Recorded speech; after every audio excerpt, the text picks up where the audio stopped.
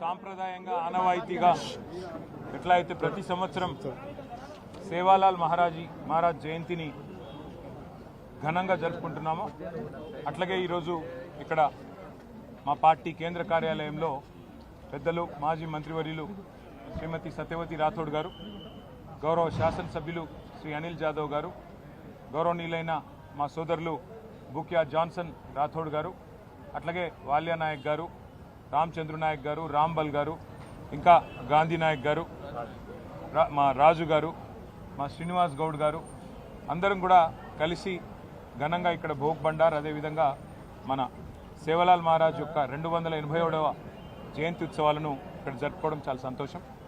మీ అందరికీ తెలుసు, ఈ రాష్ట్రంలో మా తాండాలో మా రాజ్యం ఉండాలి అనే నినాదానికి, గిరిజనుల ఆత్మగౌరవానికి మరి అల్టిమేట్గా న్యాయం చేసిన నాయకుడు పెద్దలు శ్రీ కేసీఆర్ గారు.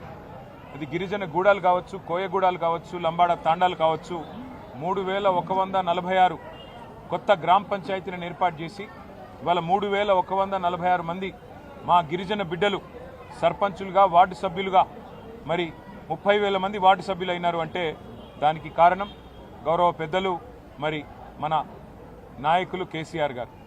అట్లాగే కేవలం తాండాలు మాత్రమే కాదు, ఒకే ఒక్క రోజు 4.5 లక్షల ఎకరాల పోడు పట్టాలిచ్చి గిరిజనులను వారి ఆత్మగౌరవాన్ని నిలబెట్టింది కూడా కేసీఆర్ గారు. జల్, జంగల్, జమీన్ అనే నినాదంతో ఆనాడు ఏ పోరాటం అయితే కొమరం భీమ్ గారి నాయకత్వంలో జరిగిందో, ఆదివాసీల కోసం, గిరిజనుల కోసం మరి పోరాటం జరిగిందో అదే పద్ధతుల్లో మరి అటు నీళ్లలో న్యాయం చేస్తూ, ఇటు పోడు భూముల పట్టాలిస్తూ, మరొక వైపు హరిత వనాలు పెంచుతూ, అట్లాగే వారి ఆత్మగౌరవాన్ని పెంచే విధంగా మరి బ్రహ్మాండంగా కేసీఆర్ గారి నాయకత్వంలో న్యాయం చేసుకున్నాం. అట్లాగే విద్యా ఉపాధి అవకాశాల్లో మెరుగైన అవకాశాలు గిరిజన బిడ్డలకు రావాలన్న ఉద్దేశంతో ఆశ్రమ పాఠశాలలు పెట్టి మా సత్యవతి రాథోడ్ గారి నాయకత్వంలో ఆనాడు పెద్ద ఎత్తున మా గిరిజన బిడ్డల కోసం మరి వందలాది గురుకుల పాఠశాలలు, జూనియర్ కాలేజీలు, డిగ్రీ కాలేజీలు కూడా పెట్టిన ఘనత బీఆర్ఎస్ ప్రభుత్వాన్ని, పెద్దలు కేసీఆర్ గారు.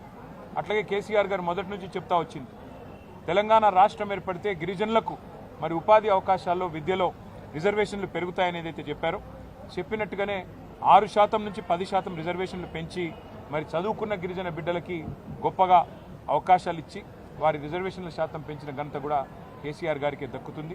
దాంతోపాటు మరి ఎవరైతే వ్యాపారవేత్తలుగా రాణించాలనుకుంటారో గిరిజన బిడ్డలు, వారి కోసం ఆనాడు కేసీఆర్ గారి నాయకత్వంలో సీఎం ఎస్టీ ఆంటర్ప్రినర్షిప్ ప్రోగ్రామ్ అని చెప్పి పెట్టి 200 మంది గిరిజన బిడ్డలకు మరి లక్షలాది రూపాయలు ప్రభుత్వ సబ్సిడీ ఇచ్చి వారికి ఇంట్రెస్ట్ లేకుండా మరి బ్యాంకు రుణాలు ఇప్పించి వారిని ఒక పారిశ్రామికవేత్తలుగా, ఔత్సాహిక బిజినెస్ మెన్గా కూడా తీర్చిదిద్దింది కేసీఆర్ గారి నాయకత్వం. కాబట్టి అన్ని రంగాలలో ఎన్ని రకాలుగా మరి న్యాయం చేయగలమో అన్ని రకాలుగా న్యాయం చేసే ప్రయత్నం చేసినాం. మా సోదరులు గుర్తు చేస్తున్నారు, ఓవర్సీస్ స్కాలర్షిప్లు కూడా ఇచ్చామని. అవి మాత్రమే కాదు, ఇంకా సేవాలాల్ బంజారా భవన్ ఇక్కడే బంజారా హిల్స్ నడిబొడ్డున కట్టిస్తాము అని మాటిచ్చారు. కేసీఆర్ గారు కట్టించారు. ఇవాళ అది ఒక తలమానికంలాగా మరి ప్రతి జిల్లాలో కూడా మరి అదే పద్ధతుల్లో సేవాలాల్ భవన్, సేవాలాల్ బంజారా భవన్ పేరిట మరి స్థలం మంజూరు చేసినారు, కట్టించే ప్రయత్నం చేసినాము. అట్లాగే హైదరాబాద్ నడిబొడ్డున బంజారా హిల్స్లో మరి ఇక్కడ బ్రహ్మాండమైన భవనాన్ని ఏర్పాటు చేసి దానికి కేసీఆర్ గారే ఇనాగ్రేషన్ కూడా చేసి గిరిజనుల ఆత్మగౌరవాన్ని నిలిపి, అట్లాగే సేవాలాల్ మహారాజ్ జయంతిని కూడా అధికారికంగా నిర్వహించడమే కాకుండా మరి బ్రహ్మాండంగా రాష్ట్ర ప్రభుత్వమే మొత్తం బాధ్యత తీసుకొని నడిపింది కేసీఆర్ గారి నాయకత్వం. ఇవన్నీ కూడా అందరికీ తెలుసు మా గిరిజన బిడ్డలకి. భవిష్యత్తులో మరిన్ని సేవలు కేసీఆర్ గారి నాయకత్వంలో తిరిగి ప్రభుత్వం ఏర్పడిన తర్వాత తాండాలలో ఇంటింటికి నీళ్ళు ఇచ్చిన కార్యక్రమం కానీ, ఇంకా మిగతా కార్యక్రమాలు కానీ ఇంకా ఉధృతంగా చేస్తాము. గిరిజనులకు అండగా నిలబడతాము. బంజారా సోదరులకి, సోదరిమణులకి మళ్ళొకసారి సేవాలాల్ జయంతి మరి సందర్భంగా మీకు అభినందనలు తెలియజేసుకుంటూ, దాంతోపాటు ఇవాళ మహాశివరాత్రి కూడా ఈరోజే ఉన్నది. మహాశివరాత్రి సందర్భంగా కూడా మరి రాష్ట్రంలోని ప్రతి తమ్ముడికి, ప్రతి అన్నకి, ప్రతి చెల్లికి, ప్రతి అక్కకి పేరు పేరున అందరికీ మహాశివరాత్రి పర్వదిన సందర్భంగా హృదయపూర్వకంగా శుభాకాంక్షలు. మరి ఆ శివుడి ఆశీర్వాదంతో ఈ రాష్ట్రం సుభిక్షంగా ఉండాలని, మీరందరూ మీ కుటుంబాలతో సంతోషంగా ఉండాలని మనసారా కోరుకుంటూ, వాళ్ళ 2 పండుగలు ఒకటే రోజు వచ్చినాయి, సేవాలాల్ జయంతి, శివరాత్రి. ఈ సందర్భంగా అందరూ పండుగ వాతావరణంలో మరి సుఖంగా సంతోషంగా ఉండాలని అభిలషిస్తూ అందరికీ నమస్కారం. Thank you. జై తెలంగాణ.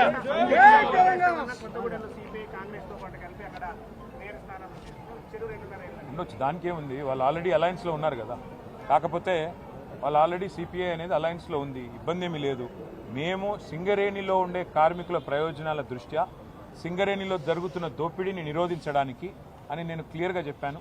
అక్కడ బీజేపీ కాంగ్రెస్ ఇద్దరు కూడా ఇవాళ సింగరేణి దోపిడీలో భాగస్వాములై మరి వారు సింగరేణిని దోచుకుంటున్నారని చెప్పినా ఇవాళ ఏఐటీసీ లాంటి సంఘం మరి సిపిఐకి అటాచ్డ్ ఉన్నా మరి వారు ఏ కారణం చేతనో ఈ పొత్తుకొప్పుకున్నట్టున్నారు. మరి వారి మీద ఏ మొత్తులు పనిచేసే నాకు తెలియదు కానీ బట్ ఒకటి మాత్రం పక్క, ఎవరు కలిసి వచ్చినా కలిసి రాకపోయినా సింగరేణి సంస్థ ప్రయోజనాల కోసం, సింగరేణి కార్మికుల కోసం గతంలో ఎట్లా కొట్లాడామో, గతంలో వారితో ఎట్లా ఉన్నామో భవిష్యత్తులో కూడా అట్లాగే ఉంటుంది. నాకున్న అవగాహన మేరకి ఇవాళ దాదాపు 34 చోట్ల హంగు ఉంది. సరే, అక్కడ చాలా అరాచకాలు చేస్తూ ఉన్నారు కాంగ్రెస్ వాళ్ళు. మా కార్పొరేటర్లు కౌన్సిలర్లను ఎత్తుకొని పోవడం, ప్రలోభ పెట్టడం, పోలీసులను ఇంటింటికి పంపడం, గుండాలను పంపడం, రకరకాల కార్యక్రమాలు చేస్తున్నారు.